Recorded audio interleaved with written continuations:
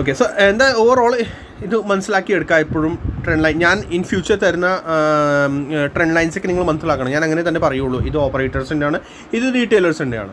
ഓപ്പറേറ്റേഴ്സിന് trend line ഒരു പ്രാവശ്യം break ആയി, അത് അഡ്മിൻ സ്ട്രക്ചർ ചെയ്യുന്നതായി ബ്രേക്കായി സംഭവം.